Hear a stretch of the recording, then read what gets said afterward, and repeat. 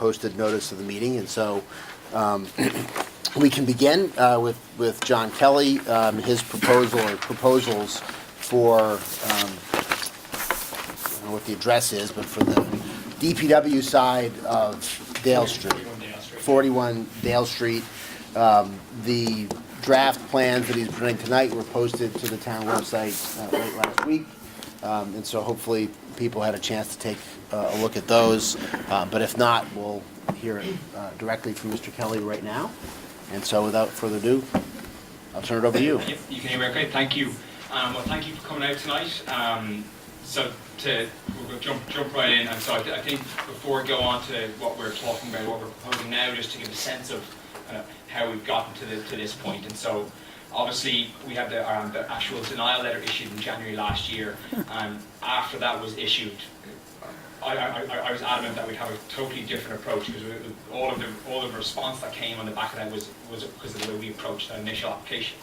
And so I wanted to have a collaborative approach, a positive approach, and one where actually there's stakeholders that can have a voice, shape the project, and be involved in it. So following that denial, we met with Mass Housing, got an understanding of their issues with it. We had numerous meetings with the town staff representatives, and then most significantly actually in the last 2 months, we had 2 meetings with the MRAH, the second one which was the Allendale residents, and the plans I'm going to show you tonight were really shaped at those 2 meetings. We had looked at various ways of stepping the project back in the process, and all of them fell flat. We didn't hit it very much. 200 to 183 to 95, and there was always issues. And so I'm going to show two concept plans tonight, and the 2 concepts they overlap in a lot of different ways. And so our initial application, even from the first to 200 to 183 to 95, had a project on the north and a project on the south. And so immediately it seemed that the project in the south, which was our 25 townhouse units, was not going to be acceptable, and we were going to create issues by pursuing it. So we elected to drop that project and only go for a project on the north. And then with the north project, we also dropped 39 Dale, which was a 1/4 acre site. So the entire project now, everything we're proposing is based on 41 Dale Street, and that's just under a 3 acre site. The 2 concepts, it's the same unit count, it's 36 units total on the project. One of the schemes is all rental, meaning that all 36 units would count towards the SHI for Medfield, and the other is 12 for sale units with 24 rental units. Everything is in traditional New England style. We're not nothing contemporary, nothing out of sorts. Everything is consistent with what Medfield currently has. Again, on the back of those meetings, especially with the MRAH, we pulled the entrance as far away as we could from the North Meadows and Dale Street, knowing what kind of issues that was seeming to create and the fears around traffic. So what we're showing now is I think it's just around 500 feet from that junction. So it's a long way away. Hopefully that only even with the worst backing up, it wouldn't present an issue. And then when it comes to the parking, we have a 1.7 spaces per unit, which we're hoping is that kind of acceptable level that Medfield would need. And then like the previous plans, we're trying to hide all the parking within the 2 units. Within the 2 concepts. And so the first concept I'll go over is the 12 sales and 24 rental. On the back of the last meeting to MRAH and the Allendale residents, this was by far and away the preference. Even you'll see in the plans that there's less of a buffer between the actual for sale homes and the Allendale residents, but I think just the appeal of having a for sale element there, the cottage style homes, was more attractive than having that additional buffer. And so what we're showing is 24 rentals lining North Meadows Road. So John Winslow unfortunately can't be here tonight. He has designed many of these around New England, and they are 6-unit blocks. These are totally, we can play with these, and they become less blocks with larger unit counts. But essentially it's 4 apartments in the interior of the block and then townhouses on the end. And all the design can vary, so it's not going to be 4 carbon copy blocks of homes. You can have changes in elevation, changes in finishes, changes in colours, so it will not just be cookie cutters of the same units. And then when you go back to the rear of the site, you're then looking at the 12 for sale homes. So it's going to be 2 separate car parking lots. This is actually a slightly different plan we presented the MRH last time, because we had shown it, and actually have it, we can talk it through if we want at the end. We had shown almost like 2 separate projects with the rental element being entered by North Meadows and the for sale element coming through Joseph Pace, but there was that was not really, it didn't seem acceptable to the Allendale residents. And one of the things we tried to preserve here, so now we have all of the entrances coming up North Meadows, and the Joseph Pace access is only emergency. So in the event of emergency, someone's coming through there, but it will be fenced. We'll be looking at privacy gates to try to eliminate any kind of foot traffic as well as vehicle traffic, just to preserve that kind of the quietness of what Joseph Pace is today. So the actual inspiration for the for sale products came from Sarah Post. She was sharing me some projects that she liked in the area, and so this is a project in Rhode Island that is similar to what we're talking about. So it's smaller units. Probably we're presenting 1,500 square feet to 2,000 square foot units, single story with a pitch or some dormers or 2 stories. And the idea is to replicate this in some kind of way where it's nice kind of community feel, neighbours look on neighbours. It's going to be duplex and triplex in that for sale element. It has nice elements like community gardens, but very much parking is off. So this is not our side, this is what they did. The parking would be elsewhere, and then the actual residences can be together in a kind of community setting. For the actual floor plans of it, these are early, nothing fixed. The homes are a little bit dull there as they stand right now, but we're showing duplexes and triplexes, and all of the external units are 3 bedrooms, and then the internal ones are 2 bedrooms. So we mix of 3 and 2 beds for the for sale homes, 1,500 to 2,000 square feet. That is the duplex there. This is the triplex again, similar style. Everything here very conceptual, can be changed, can be adjusted. This is for the actual apartment townhouses. Now this is not actually a rendering. This is a rendering of 4 townhouse blocks, but it's to give a sense. It's what we showed actually for the 95 project or proposal that we gave back in the summer. And this is one of the few things that was met with some kind of positivity on the night, is that kind of the feel of those townhouses. And so this is just to give a sense of what we're talking about when it comes to those townhouses, how they could look, how they will actually work with the street. And then for elevations of it again, let me grab a bottle of water, I can hear myself there.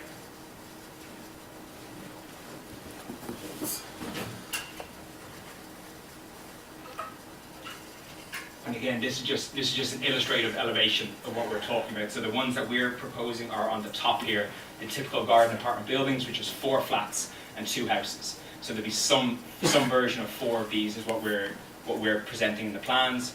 But as I said, if there was a desire for to have a bit more play with the sizes and scales, you could have an 8 and a 4 to mix it up a little bit. So this is a 6 townhouse one that was shown, and John Winslow, I have a lot of photos at the end. John has done a lot of these types of projects in New England. And so for the second concept being the 36 rental. Can you just step back just a little bit? Yeah. And just with respect to the for sale, kind of what of the market rate units, what would you be projecting sale prices? I'm of the mind, it seems to me that probably Medfield is in.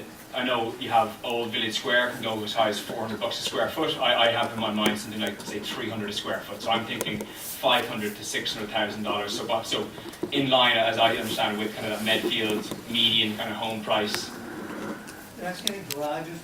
So that's the way we have it. It's going to be off of the home. So the parking is going to have to. They will not be drive-up homes. There will be a centralized parking, and it will require you getting out of the car, So walking to your. 600,000 to go garage. Yeah, that's the thought. Yeah, and so I understand kind of the hesitation, and there's other examples of around say New England, in Rhode Island, where they've achieved good sales because of, I think, people liking or valuing that kind of community aspect to it, as opposed to the car going through and having driveways there. Right. So I didn't mean to interrupt, but go ahead. No, thank you. And so for the 36 rentals, again, very, very similar. So as we talked about before, one thing I started to talk about in the last one was one of the reason, a big reason why we dropped 39 Dale from the project was there was a real vocal desire in the MRH meetings to have Dale Street be preserved in some way from what it currently is. And so rather than tear down the house and put buildings there, put car parking there, we said we'd remove that. With this sliver we have here, not looking to build on it too far. In the for sale project, I think it's coming to about here. So you still end up with probably 70 to 80 feet of green space there. But the hope is that that Dale Street corner will end up only more beautified than it currently is. So the existing home will stay there, and we can improve that corner and not put a house there. Again, we're showing all the parking is centralized. Everything's coming up North Meadows. Emergency only ingress egress from Joseph Pace, and then blocks of six unit apartments with townhouses around the site. Again, can play around with different configurations of that, but 36 units is the number that we were pushing for when we did the adjustments. So this is just the same kind of images again, giving a sense of what it is. The same elevations again, showing what it is, and then to give you a sense of what John Winslow has actually done.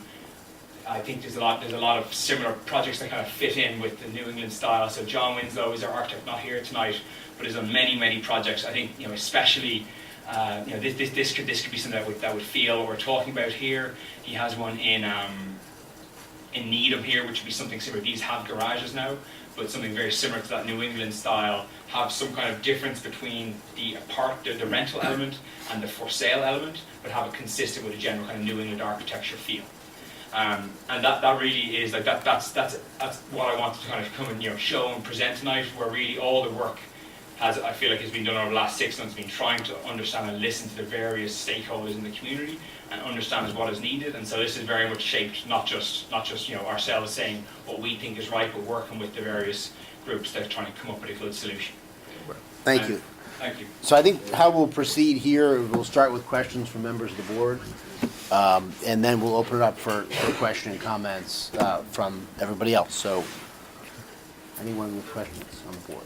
I have a question. Just, is there a specific ask or request that you're making of the Affordable Housing Trust, or that you anticipate making? Well, I suppose it's to understand.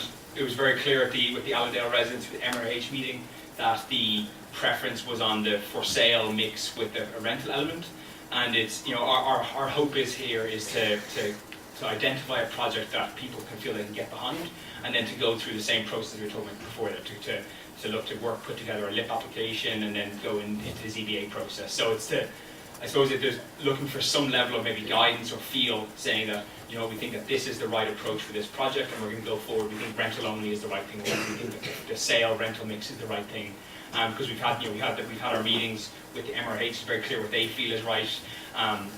We're happy with both approaches. We're comfortable with both approaches. I think myself, I probably feel that the sale and rental is maybe the nicer mix for the project, but wanted to get the input of the Affordable House Trust to see what your view is. I think ultimately we would, as with any of these other LIP projects, we'd be voting on a recommendation to the Board of Selectmen as to whether or not to move forward with it as a LIP project. So I think ultimately that's where we're going to have to decide what to do. Not tonight, but we have to think about it. Yep. before too long, to make a recommendation to the Board of Selectmen. The Board of Selectmen can decide if this will be an approved LIP project. But there's no financial ask, correct? No financial ask. It is to have support so we can go to the selectmen and hopefully get a LIP application in. How many of the on the for sale scenario? How many of the for sale units would be affordable? 3, so it'd be 25% across both. So there'd be 24 units counted towards SHI for rental and 3 of the for sale. So 27 total. And so the 80% AMI. Yeah. Okay. Yeah. And is this how is this going to be financed? Privately financed or? It would be privately financed. We'd be privately financing the land acquisition and then going for construction debt to take the project through to completion. Have you talked about the style of the houses that you're going to be putting up there? Are there going to be 1-4 houses as well as 2-4? So this is to give you a sense of them here. This is in terms of the for sale homes. This is something that this is the latest kind of concept. So 2-story. So I suppose 1-story with a pitch and dorms as well. It's going to be so probably 25, 30-foot homes, or maybe more like 25-foot homes for the for sale project happening there. And in terms of the site, what we're actually proposing, we're clarity on it now. The highest point in the site right now is 172 feet, and so we'll be lowering the site.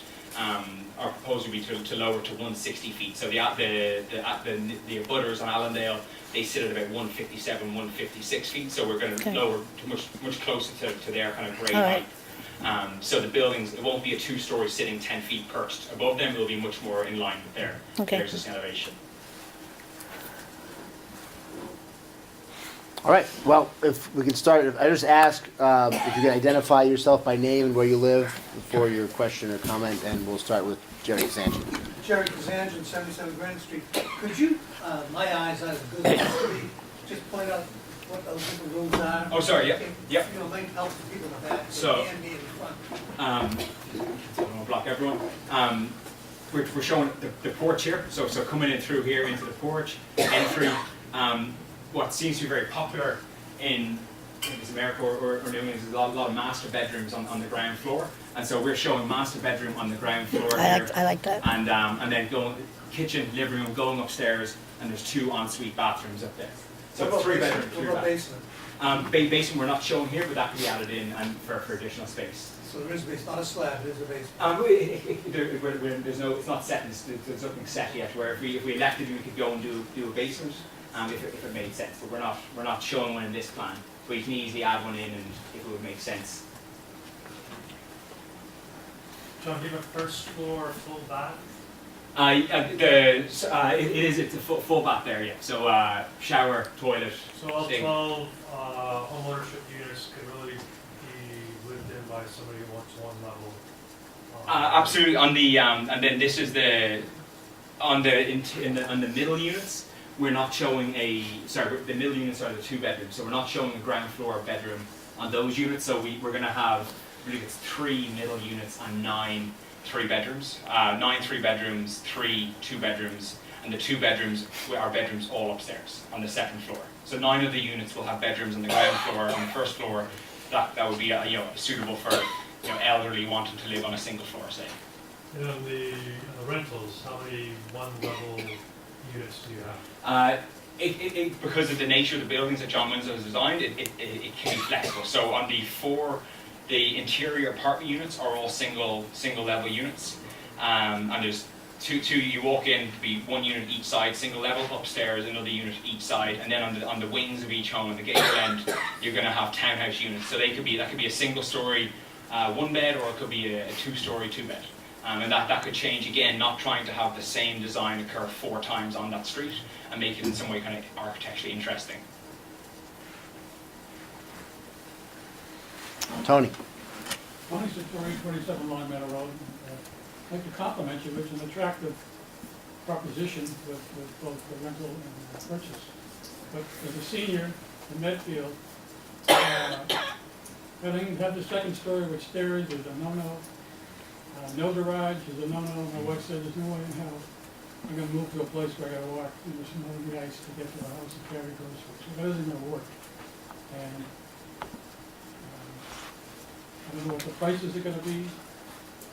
And I know that you have 1 unit where you're gonna have the 1st floor master, but conventionally speaking, when you have a 1st floor master, the bottom floor is kind of small. You have little small rooms, you have a bedroom, a closet, you have a corridor, but it's because you're going up and down, you gotta shove all the stuff in each floor. And I don't think it really works for seniors. Tony, do you have suggestions on how you might adjust it to address those concerns? Well, I would go with 1 level. For the purchase of sales units, you have 1 level. You may have to make it bigger, and that's the problem, and I realize, Yeah. you guys are doing this to make money. And that's the problem, is you have to have a certain footprint for the 1 level unit, to have 2 bedrooms, to have a family room, to have a basement. So, just from the point of view of myself as a senior, I don't see much of interest in the project. Well, I'm Laurel Scotty, 10 Green Street. My concern with all of these projects continues to be the parking. I would presume that for sale units would be guaranteed 2 parking spaces each, which is 24. And I know all of this is done by statistics, so I looked some up for this town, and only 20% of the residents here have non-family households. So if you consider that just 1 person, that only comes to 5 units with a single person in them, which means you don't have enough parking. we're not Rhode Island or anybody else. This isn't a cosmopolitan area. There's no public transportation. 3-bedroom units, 2-bedroom units. You're gonna have working people. There are gonna be 2 cars. Where is everybody going to park? I mean, we could probably be adding a few spaces, but we'd probably still end up in a world of maybe it's 1.8 you push it to, and so I'm not too sure if there's, I believe the park was 1.7, I might be incorrect in that. But I took that as kind of maybe the watermark of where we should be aiming to try and match that at the least, because I understand that's been quite successful in terms of its parking ratios, but I think it's absolutely valid. Yeah.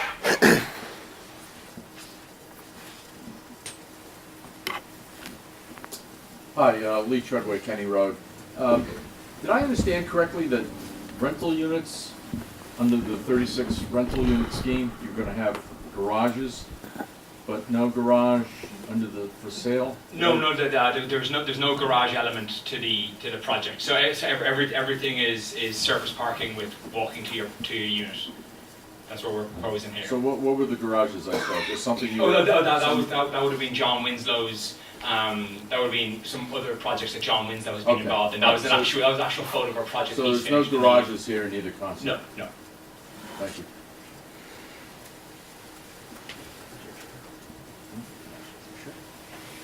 Anyone else, comments, questions?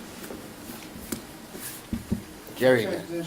Just to help you, how many people in the room have at least a 1-car garage in the house now? How many have a 2-car garage? How many have no parking garage at all? But I have 2 spaces. Just My like- condo. And it may be a reason as you look at both projects, it may be a reason why I think for sale it would be a larger element, a larger issue than say with the rental project. So that might be a reason to steer it towards that. Well, I know the units he's doing on Greendale over on Needham, I've seen those. As a senior, I agree with Tony. I want to be able to go from my garage into my house. I'm too old to be walking over the other side of the unit to find my car, where I'm trying to remember where I parked it the night before, and brush all the snow and everything. That's good. For your sake, I mean, somehow, and especially $500,000 to $600,000, you're not going to get a lot of. Why should I sell my house in Medfield for $600 and buy one of these without losing my garages? Doesn't make sense to me. So you're not helping the seniors at all this at all. Okay. Just let you know. And part of our thinking as well was that if we started like the project in Needham, and because we explored it with John Winslow, and it was the footprint started getting very large, the height started pushing up, so it starts becoming that bit more of a large, it becomes a larger scale project by doing it. And so that's what the balance that we were trying to strike by doing it. Good luck. Ben? Yeah, just to that point, my name is Brent Nelson. I live across the street, 28 Dale Street. It's public knowledge. My house sold for $500,000 on the nose, and I don't have parking. I live across the street from this. I don't have a garage, so I don't think it's really an issue. The previous iterations of this plan didn't have garages, or at least some of the parts of it didn't have garages. I think it's actually it's going to be fine selling these units, in my opinion. They go up for sale. Nancy Hall, I live at 10 Bradfield, but for a long time I lived at 30 Dale. And I just wanted to compliment John on how far he's come since that monstrous proposal that we all were shocked by last year. When he mentions dialoguing with the stakeholders and talking to people, he really has done that. And I think we've all just been shocked at how flexible and how really listening he has been, if that's a word. And I just wanted to put that into the record, that this has been amazing to come from what we thought was just horrible. And whether or not this is right for Medfield, the town will decide, and the town makers will decide. And I really don't want to advocate one way or the other for it, but I do want to compliment him on the process and how he has conducted himself with the neighbors from the area. It's been quite inspirational. Thank you for that. else with questions or comments or suggestions? I mean, I think part of this is to give Mr. Kelly some feedback, and we've gotten some feedback from a senior's perspective on what might be changed or just at least considered to make it more attractive. I know, I think the development of more options for senior housing is obviously something that we, from the town perspective, would like to be able to do in different places and in different ways. So that's something that's very much on our mind with any projects that we're developing, because that's an area of, there's not a lot of options like that in Medfield, just the way the town has grown up and the way the demographics of the area existed really when the town started to grow between 1965 and 1980, sort of when a lot of the growth happened in town. So that's something that from a policy perspective we are focused on, and we are looking to address it. And I'll just give an example with respect to the 90 North Meadows project, kind of in working with the developer of that building. I mean, one of the things that we worked with him to do was to add more first floor kind of walk-in, single floor units in that apartment building. So I think one of the things that we were surprised by with respect to the park was that there were a higher percentage of seniors who moved into the park than people expected, right? That there was more attractive to more people than I think a lot of folks expected. And so I think providing a variety of options for the senior population that really is not served by the way the market has been developed. And so I think that's one of the reasons I made sure that Tony and his committee was aware of this, so that we can give you that kind of feedback. I think that's something for me that I'm personally interested in. Each of these projects, it's not going to work every time, right? Not every single project can go in that direction, but it is something just to think about in terms of trying to use our housing production plan and the implementation of the housing production plan to address kind of the broader housing concerns in Medfield and where the market has not worked. Where the market is working and there's significant demand, there's not really any need for kind of governmental or town intervention. It's sort of in those areas where the market is not serving a need of our citizens, where we have some role to play. And so I think that's where this is coming from a lot of folks here. Anyone else with kind of thoughts or suggestions, reactions to this? I mean, I got one comment. sure, go right ahead. As a senior who relocated a few years ago, we kept our big old house with all the extra bedrooms for a long time, simply because we had kids out of town who would come to visit, and we wanted to have space and have them have some privacy. So because of that, I especially like having some two-floor units, because if you buy that and your kids come from visiting from Dallas, Texas or whatever, they have a place that they can go away. And I also like the fact they're not all going to look the same. They won't all look like an army barracks. I like the fact that it's going to be a little bit different. It won't be rubber stamp kind of thing. I like that very much. Thank you. Tim Stoddard, 6 Baker Road. I've been to both of the follow-up meetings that John conducted to get feedback. And I don't think there's one thing that came out of those 2 meetings that the attendees, including Allendale, asked for that is not reflected in these plans. So it's been very open and accommodating. Personally think that the look of them is great. There's a lot of single level units available for seniors that do want to move into rent. And it does appear that a lot of the homeownership units also have single level. And that's where the market is. So there's still an opportunity for seniors that are willing to downsize into a smaller footprint home. I think, like Ian said, you can get the first floor bedroom unit in some of these. I like those. With 2 bedrooms upstairs, or get a unit that doesn't have 2 floors. But I would think that this would be a very attractive use of that property, given we came from 200 rental units to 36. 36. Yes, Mrs. Harney. Yep. Picture of the one-floor unit, you didn't have a floor plan. I don't have floor plans of the. Single. That would be the apartments, the townhouse apartments that we're talking about. But they'd be like, they go from probably 850 to 1,000 square feet. So they'd be pretty generous single floor units there. Are some of these units going to be handicap accessible? They will, we'd fit with the ADA guideline, we'd fit with the requirement for 3 bedrooms. I mean, we're flexible again on the actual, on the breakdown of the bedroom count, but we obviously hit the 10% for the 3 beds, and then whatever, if there was a preference in the town towards more 1 beds than 2 beds, we can look at that as well. So we didn't really talk, I think, about the price point for rentals, whether it's the plan that includes for sale or whether it's all rentals? I mean, what are you modeling? and how does that Our assumption compare? has been somewhere probably around, $2.50 a square foot. So if it's a 900 square foot building, 900 square foot unit, that's, $2,200, $2,400 as a monthly rental price. So that's what we look at Medfield, we looked at It's a lot, surrounding, isn't that's it? what we can understand to be the level, the And market so level. what are you looking at as, say, comparable rentals? It's quite difficult to look at Medfield is very difficult. Because there aren't any.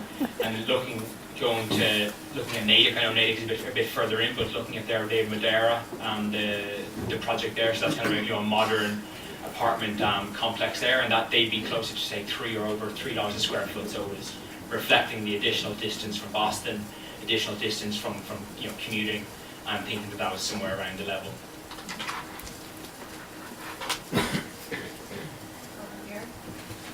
Nope.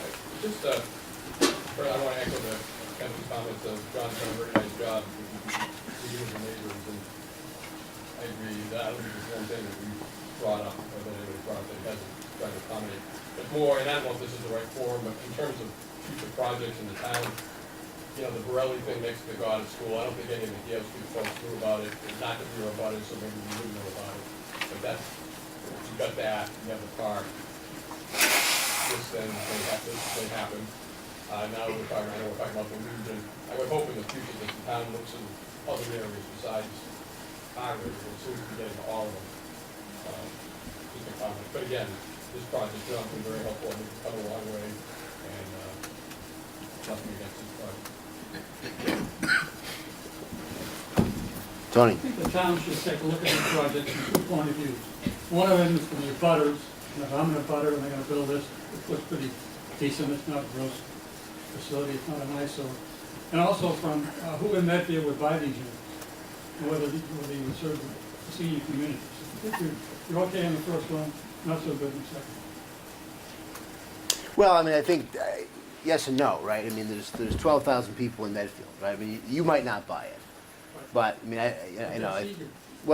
mean, but again, there's 3,000 seniors, right? And so, I mean, I think when we talk about kind of having a look at a variety of different interests, I mean, you might not be interested in a rental, you might not be interested in something like this, somebody else might be, right? And so I think we have to, from a policy perspective, Keep our look at minds this, up. then Keep our minds recognize open, you're that right. there's a large constituency within each of these groups, right? And so I think your general point is correct that who in Medfield would buy these. I think with the park, people were surprised that more people from Medfield moved in there than expected. Yeah. And I think if you'd asked that question before, would anyone from Medfield want to move there? Everyone would say, well, no one would. And there was a much larger number of people who moved into the park. And so I think you'd be surprised here as well. I mean, the reality is you will have some people into any new development coming from someplace else, right? I mean, it's people from Medfield move out of Medfield, people from outside of Medfield move into Medfield.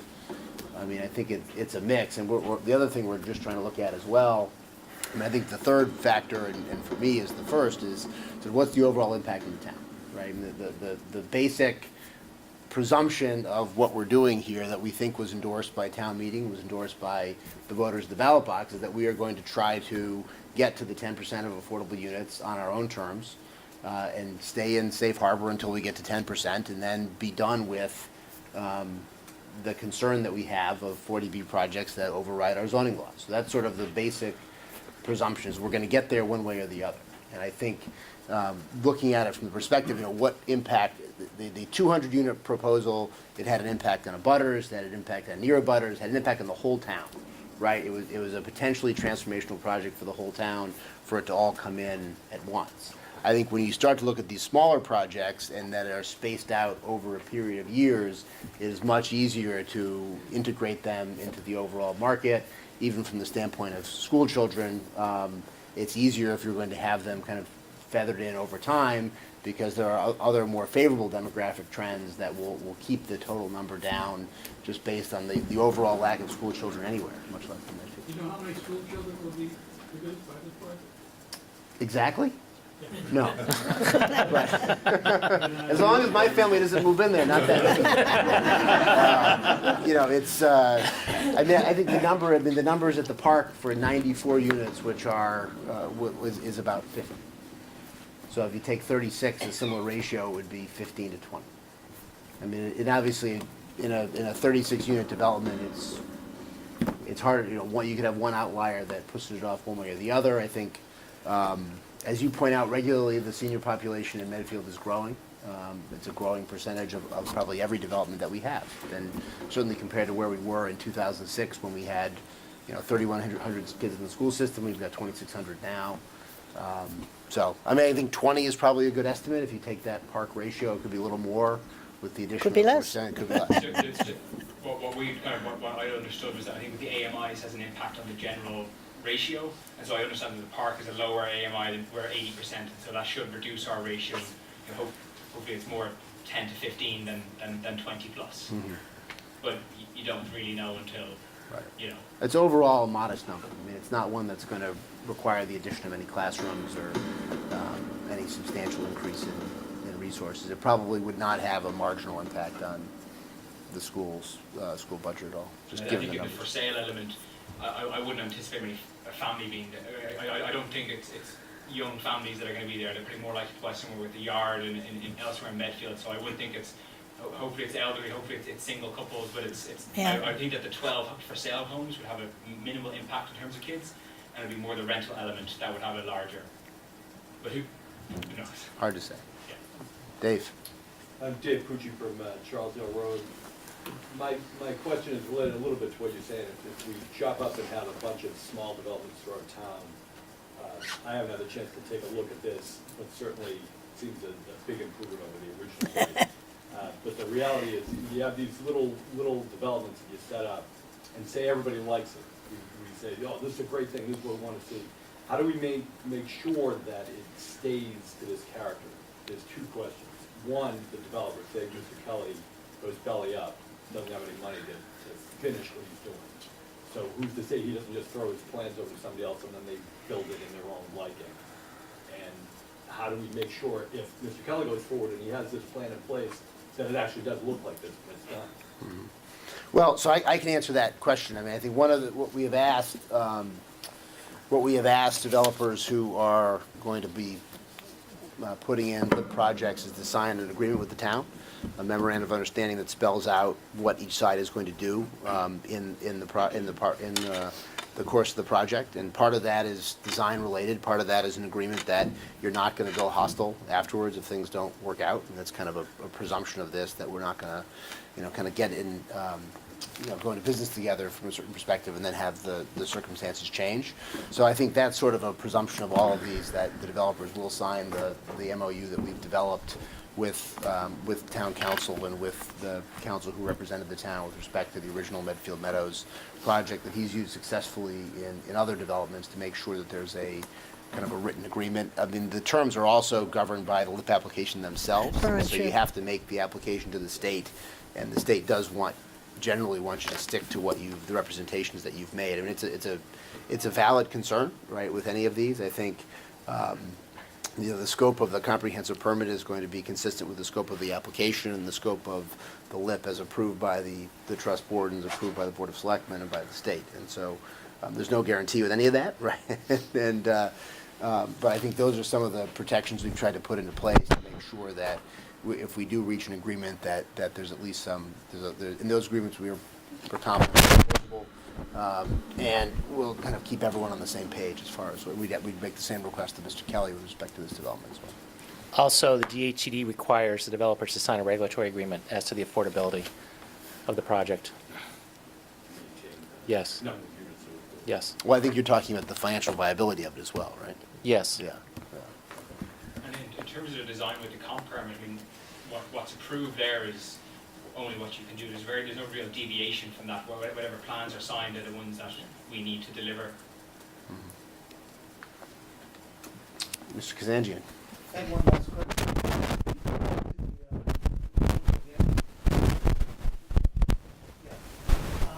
I think we have 12 to 15 school kids here. Is the bus going to go in, or are they going to come to an entrance, or are they going to walk back to an entrance? And I'm concerned with the bus stopping on 27. Because that's going to stop traffic both ways. So it's going to be emergency. There's room for a bus, room for a trust to do There it. wouldn't be within in that design there, no. So I'm not too sure what the correct solution is there, what the typical way of it being done would be. But I suppose it would be curbside, or maybe the pickup spot is happening on Dale instead of on North Meadows. Is there an entrance? There'd be a walkway connecting there, so you could, any of these units can be walking behind there and turn on Dale Street there. Okay. But that's a note for something to figure out with Yeah. the police chief and with the superintendent. Yeah. I have a question. Yes. Nancy Sullivan, I'm at 25 Dale Street. I was at your previous meeting, John, so we did appreciate kind of the changes you had made. But how close are those back homes to the neighborhood? Is it 20? The corner, this Yeah. corner here is 25 feet from the property line, and then that's, as the line pulls away, this line is staying, so it probably goes 25 to 35 feet. There's not a lot of space. I think that was what was concerning. I think that the density is still pretty tight, Yeah. especially to the houses. So I think you have kind of these small capes that are going to be 25 feet, which isn't that far.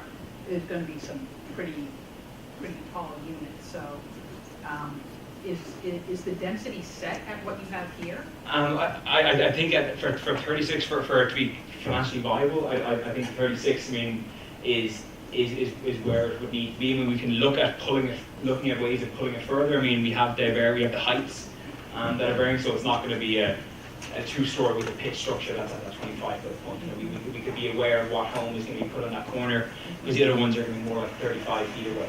And put something that's single-story and the dormer is elsewhere, maybe the other side. So to be aware of that. But I think that for that financial kind of viability, that 36, there's not really much room there. So you're stuck on that 36. I think that 30, yeah. And what's the acreage of the land? 2.93 acres. So it's about 12 units per acre is what the density is.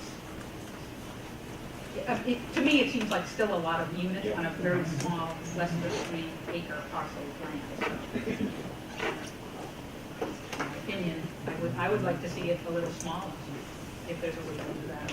Maybe pull it away from the neighborhood a little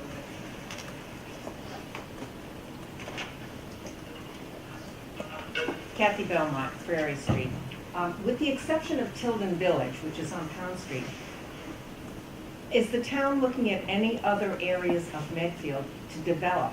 And clearly, we are building up the northern end of Route 27 big time these days. That's where all of these developments seem to be concentrated. Well, So are there possibilities in other areas of the town? Sure. I mean, so obviously the largest 40B that's going in right now is the one on Hospital Road that's been renamed as Chapel Hill Estate. So that's 48 units total. 48 or 49 units total. I mean, the reality is, I mean, you know, my personal preference is in any of these projects is to do something similar to what happened in North Street, right? You're not actually adding anything, right? You're taking existing buildings, you're not adding buildings, you're sort of transforming buildings that are already there, but you're not meaningfully adding to the streetscape. There's only so much of that you can do in most of these places. So the answer is yes. I think we're open to projects anywhere in town. I mean, these are the ones that have happened to where there has been interest shown from developers, right? We're not going to go out and spend millions of dollars to develop projects on our own, or buy land and you know, try to spread it out in particular. I mean, I think the reality is, for these types of developments, there's going to be greater interest towards main roads. If you've got a rental type project, if you've got a little bit of a denser project, I would think the interest from developers seem to be putting those on main roads, of which we really have 2.5, if you count West Street as sort of a main type road, at least on the commuter side going through to Millis. So the answer is yes. But I mean, for now, the ones that we have had have been, you know, depending on how you define the neighborhood. I mean, if you define it broadly, then these projects have been all within a mile of each other. If you define it more narrowly, they haven't been. At the same time, until these projects came along, there were not other affordable housing developments in close proximity, for example, on North Street or what have you. So I think we'd like to be open to it anywhere, and where there are developers anywhere. And I think one of the things we'll be talking about and kind of developing our action plan going forward is looking at other places. I think, but if you look at it from a math perspective, we're somewhere between 120 and 140 units short of where we need to be. We expect to get 45 of those units from Tilden Village. We are going to get some number of units from a combination of Lot 3, the Hinckley property, and the Medfield State Hospital. And so the balance there is going to be, I certainly have a preference, and I think most people have a preference for overall smaller projects. Kind of doing it, if you're going to do 21 a year, to do 3/8, to me, feels better than even doing 124. At the same time, we sort of have to take what is there to a certain extent. We're sort of choosing among the options that are available to us, that are being presented to us by developers. But we have developers who are looking at other locations as well. So, Jerry. Mike, are there any 2+ acre land available south of 109? Off the top of your head? Off the top of my head, no. I'm not a real estate agent, so I wouldn't know. I'm sure they're there, but I think it's, to a certain extent, there are certain projects that we are kind of affirmatively going out and trying to encourage. I think with respect to the meetings that we've had with LifeWorks around the group home, that's one where we're trying actively to identify a particular site. That's a small 5-bed development. But we have inquiries regularly from developers and landowners, and we're open to more of them as well, to have as many options as we can. So, yep. This is at 18 Charlottesville Road. Between this project and the one next to Goddard, you're really loading up a very small section of 27 with 50 or 60 cars every morning. Is there any discussion over that? Well, you just raised it, and so.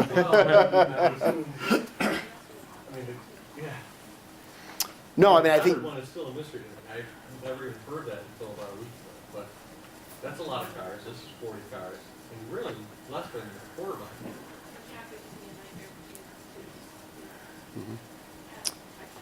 No, I think it's something we have to consider, and the ZBA has to consider. The flip side of that, right, and one of the reasons why I think some of the busier roads get more attention is that that's a relative drop in the bucket compared to the number of cars that go by. Right, you're not going to suddenly, if you think of the number of cars that go down 27 between 6 a.m. and 9 a.m. in the morning, if you add 40 to that, is that a 1% increase, 2% increase? There's probably 1,000 cars that. No, understood. But I think, if you think about it, relatively speaking, to what's already going on there, it's not like taking an area where there's no cars and you're suddenly adding a bunch of cars. If you're adding 40 cars trying to get out one way, and then right across the street, you're going to have the Borelli project trying to shoot 20 more out, literally the same spot. You're almost creating another intersection. My response to that would be, we're not creating anything. This is the Affordable Housing Trust. We have a presentation for somebody that may be asking for our support, and we'll vote on it at some point in the future. We're not the zoning board. We're trying to address the issue in town where we're below the 40B threshold and we're susceptible to development proposals that impact the town. So we're listening, and the discussion's helpful, but we're not master planning anything. And those are all valid points, right? We have to. Of course. Yeah.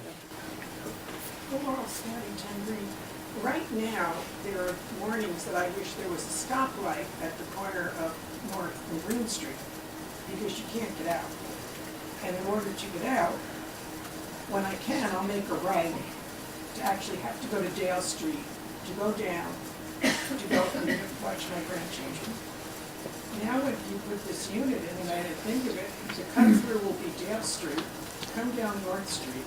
So when we're all considering this, can we have a stoplight at going north? Because the traffic is going to be outrageous.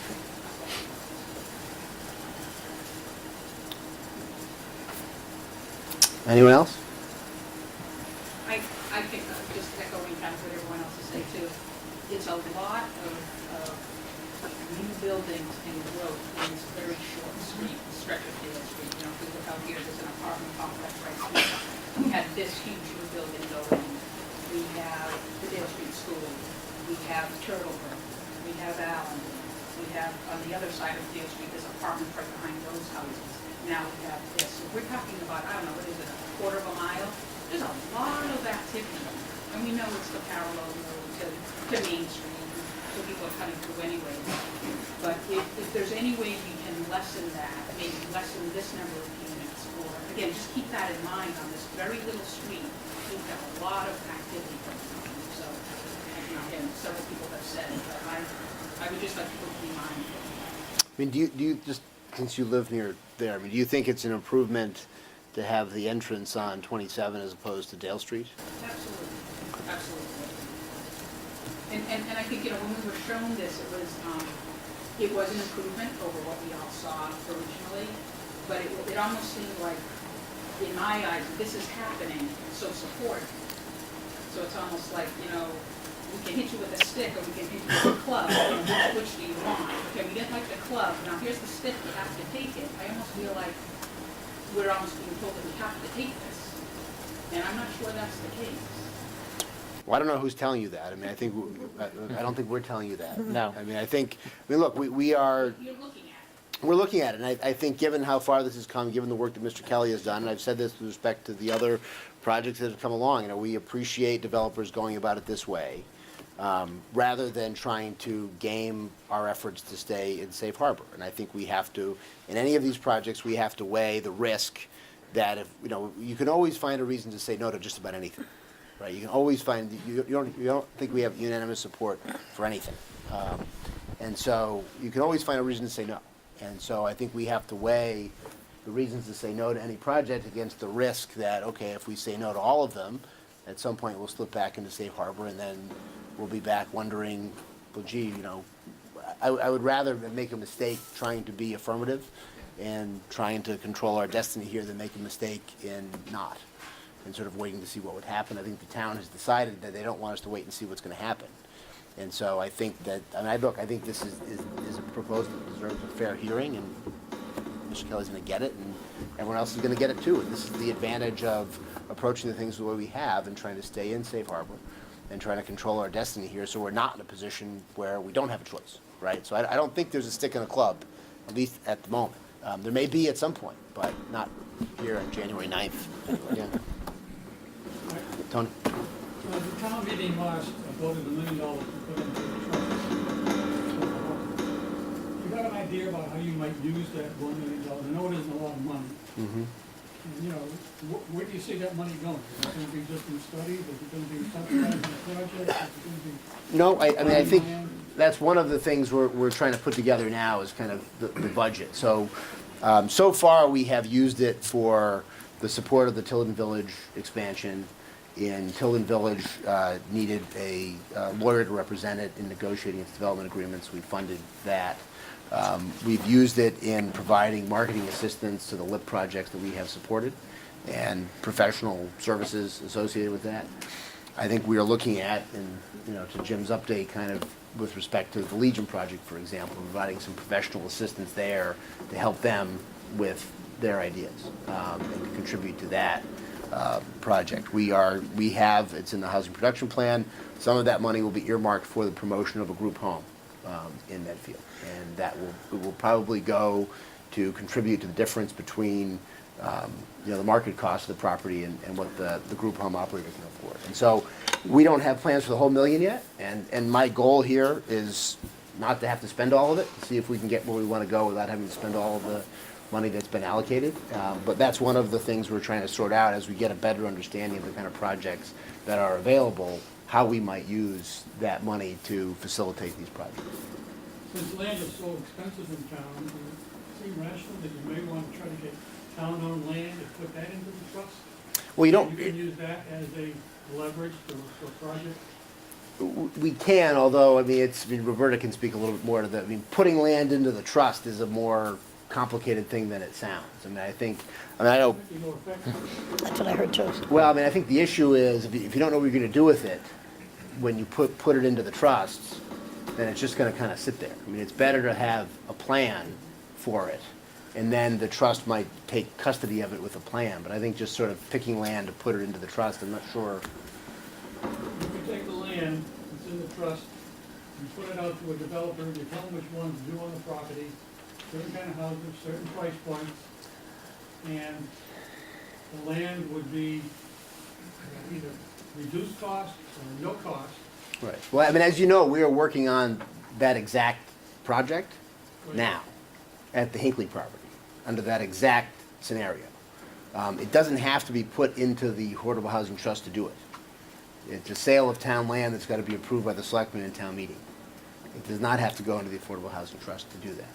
And there would be questions about whether we could even do it, and if once it were in the trust, how much flexibility we'd have to work with that land.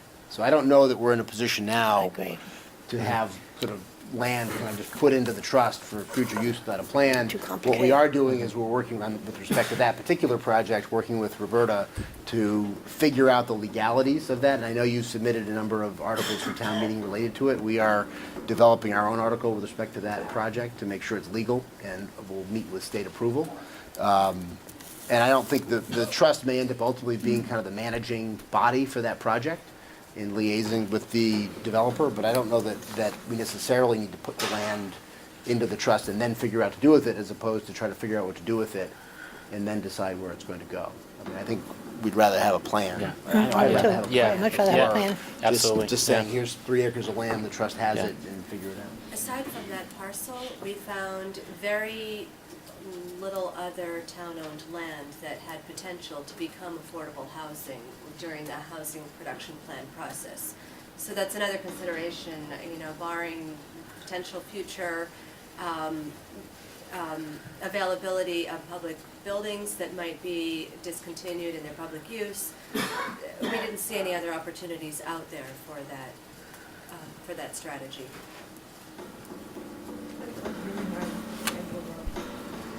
How many years of this would be, go towards your affordable? I mean, I know there's 9. Are you gonna get credit for all rental? Are you Well- going to get- So if it was the all rental concept, it would be 36 units towards the SHI, and if it was the sale rental mix, it would be 27 units. So we get 27 Yeah. towards it, when, if you had just built it under the regulations that we just passed the last town meeting, would have been 4, right? 10%? No, if they had to build 10%. Depends on the size of the project. Okay. Depends on the Right. size of the project. Oh, you mean under the inclusionary zoning bylaw? Right. Yeah. Minimum is 15%. Yeah. For 6 or more. Like 10 units or Yeah. 20 units, it's 15%. So this would be 27. Or 36, depending on which of the two. Yeah, 100% or. Dave, Yes. North South Road, what's the timeframe on Hospital Hill? I mean, we've been hearing about that. Seems like it's early 90s. Not that long. But, what's the timeframe on it?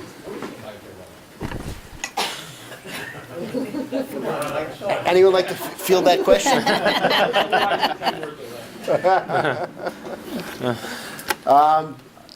I think the plan right now is the hospital committee is shooting for a special town meeting in June.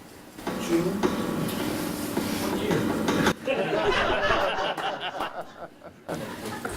As you do that. Kevin? Mike, if this proposal moves forward, it gets the recommendation, it goes to selectmen, the selectmen decide that they like this project, you're getting 27, more than a year's worth, or you're getting 1 more year extension. Do we really need to borrow the money to fund the Affordable Housing Trust before you've got 2 years of protection? I think part of the concept behind giving the town some flexibility was to, hey, if we're falling short of 21, we have 19, let's have some money set aside where the Affordable Housing Trust Committee would have the ability to buy a couple of inexpensive condos to put them into affordable housing so we can meet our 21 unit goal. It sounds like even though this might get approved potentially, you've got almost a 2-year runway, and but I'm hearing about $300,000 maybe being put into a budget that gets spent within the 2-year window where we already have our minimums. Well, I mean, my Does that response. leave us short later if the hospital isn't put around?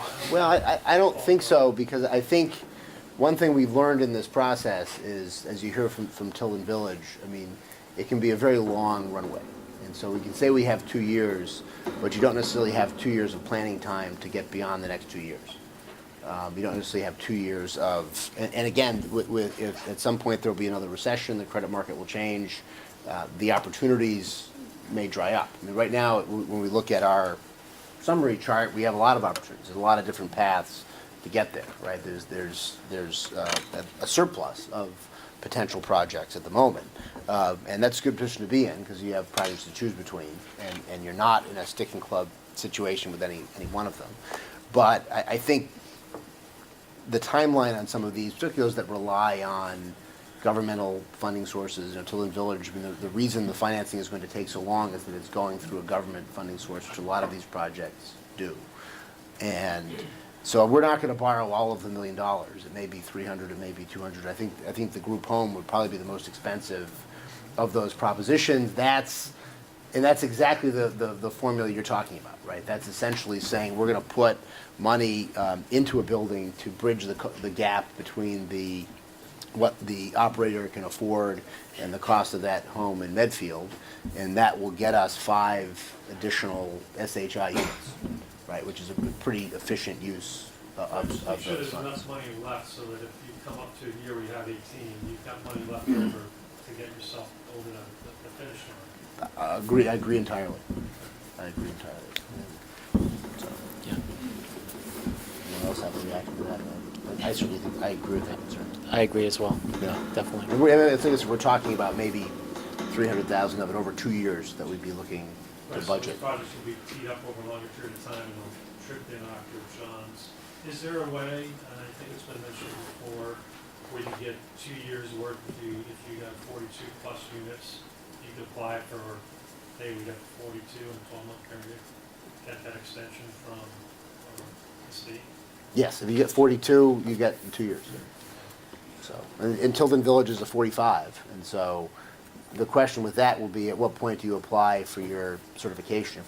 If these other projects that are in the mix are kind of moving ahead, and then their building permit is pulled in 2021, you can take the 2 years in 2021, which by 2023 will probably be pretty close to the 10%, even though that number will be increased by Yeah, that sure point will. after the census in 2020. But, yes. Hi, Denise is Keaton Rosedale. We kind of tiptoeing around the Midland thing. So what exactly is it? Because then now you're adding another development between Gill Street and West Street on 27, making it basically a haven over there. You're talking about helping them develop or purchase that land, or? Jim, do you want to speak just to, this has been a subject of discussion for, I don't know, 4 months, 5 months now? 4 months or so, yeah. So the Legion was, even before the Affordable Housing Trust really got rolling, the Legion was talking with developers about how they could partner to either build some housing or develop their site and maintain a Legion Hall on the site also to help them continue into the future. Whether that ends up being housing, which is one of the things that they considered, or some other type of development, they need a development partner to get there. And some of the hurdles that a landowner who may not have the expertise within the organization to go through an RFP process to get the right dollar value for the property, or have the legal kind of maneuvering that a regular developer might have or landowner might have, may need a little help to really get a marketable agreement. What's the size of the Legion? Offhand, I don't remember what the size. Do you remember the size of the Legion? I don't remember. Property? I don't remember it. 4 acres. Excuse me? The park is about 4 acres. I don't know what the park is offhand. So you have the potential of possibly putting a park-like structure over there also. We hope so. But those 4 acres the Legion has, quite a bit of this wetlands back there, correct? Yeah, so it's a mix of wetlands that are in and around there. Also they want to maintain a Legion Hall, so that would take away from the developable part Oh, of. so that's not extra land. Yeah, that would have to include a replacement for that. At least that's one of the ideas that they have for how they want to move forward.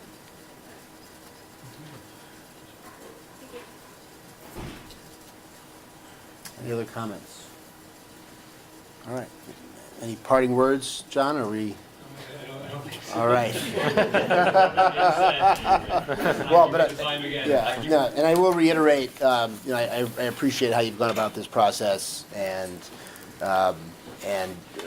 appreciate the effort you've made in trying to work with the neighbors, work with the butters, work with the town, and that's what we're hoping to do in this process, is to make it a collaborative effort, and I do appreciate what you've done from that standpoint. Just from your timing standpoint, I know with any developer, it's always sooner rather than later, but I mean, what is your hope in terms of getting a response from the town, a decision from the town? I mean, we're hope, as I understand, so it would be a recommendation, if it was to be, backed by you guys, it would be a recommendation to selectmen, and then we go in front of the selectmen to apply for a LIP and look for the signatures. I mean, we're ready to put a LIP application together as soon as possible. So, like you said, from our perspective, the sooner the better. And the sooner, if a recommendation is going to be issued, the sooner it can be, the better. We'd love to be in front of selectmen as soon as possible to go and do. We're ready to go and get the application together and to start working on the ZBA docs as that application is processing. Okay. Our goal will be to move as quickly as we can. Okay. Well, I think we have a selectmen's meeting on Tuesday, and next week from today, and I think we'll talk about a schedule and sort of map out a schedule from here, and for further review of either by this board or by the selectmen or what have you, and give everyone else a sense of when things will happen and where. Because I think at this point, I think you can take whatever feedback you've gotten tonight, whatever revisions you're going to make. I think what at some point we'll want to get is kind of your final offer, all right, and sort of your final proposal that we can vote on. And I think at this point, there's been enough vetting that I think we owe you an up or down vote on a timely basis, and we're not just going to sort of pocket veto it by letting it sort of sit out there and people can wonder what's going to happen. We either have to decide, yes, we're going to go ahead with this, and this is one we're going to kind of put in there for our year 3 project, and we're going to back it, or not, and move on to other stuff, and you can move on to other stuff, and all of that. So we will try to get you, I think, between this board and the Board of Selectmen, a timely response. Now, that's timely in terms of the government, not necessarily timely in terms of the private sector, but we'll do the best we can. And in terms of, say, going back to kind of revisions and feedback, is there a sense to kind of push on both? Is there a sale element where rental is more attractive to the town of Medfield than all rental? I mean, is there a direction, or should I wait until? That's a good. Well, I think we won't take a vote on this. Interesting one, but though. just in terms of feedback from the board members, Yeah. I mean, I will say that my inclination coming into this was I liked the mixed one better, just because we've done a lot of rental as part of our housing production plan. There's good reasons for that. It's the most efficient way to do it. The amount of growth you'd need to do this by all for sale projects would be enormous. It would be a 15% increase in the number of units in the town. But again, to have some mix of for sale units is good. I would like the prices to be lower on the market units, but you can only do what you can do. That's my sense of what. Yeah, I like the mix of the for sale and I do too. the apartments too. I think it's good for the town. I think it's good. It's a good mix. I like it as well. Yeah, I think we all do. Mix, yeah. Also, my thought actually originally was, from the standpoint of the Affordable Housing Trust, there's more value in the all rental in terms of the inventory. But it seems like from the feedback tonight, this idea of homes in the neighborhood has more appeal, and I think we're listening to, what the town and the abutters are expressing about the design.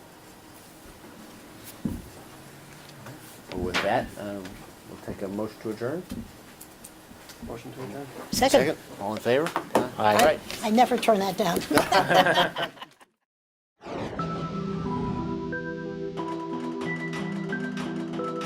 Medfield TV, community shows.